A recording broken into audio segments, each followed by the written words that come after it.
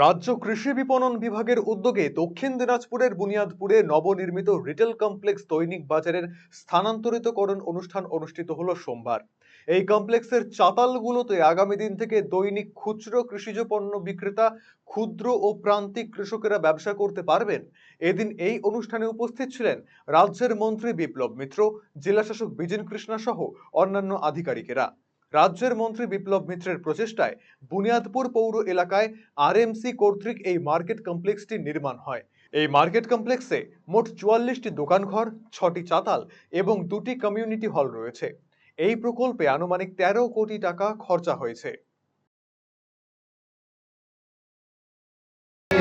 আমরা খুব তাড়াতাড়ি, আজকে যেমন চাতালটা আমাদের হয়ে গেল ডিস্ট্রিবিউশন, আমরা খুব তাড়াতাড়ি যে কটা আমাদের স্টল আছে সেই স্টলগুলো আমরা খুব তাড়াতাড়ি বিক্রি করার ব্যবস্থা করব।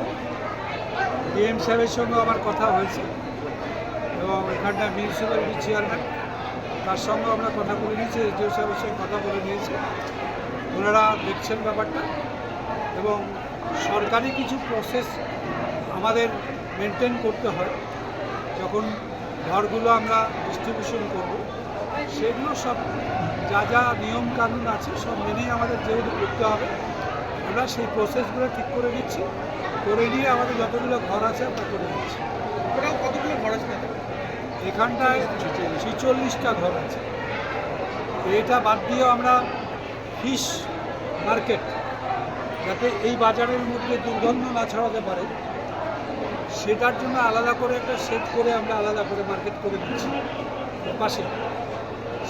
সেই জন্য মাছের মার্কেটটা এর থেকে আলাদা হবে। এখানটায় অন্যান্য পরিদরকারের মার্কেট এবং অন্যান্য যা দোকানপাট সেগুলো চলবে।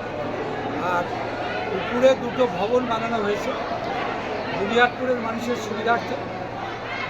এখন তো সকলেরই বাড়ি ছোট হয়ে গেছে, কোনো একটা ছোট উৎসব করতে গেলেও একটা বাড়িতে উৎসব করার মতো স্পেস থাকে না। এখানটায় এটা করা হচ্ছে।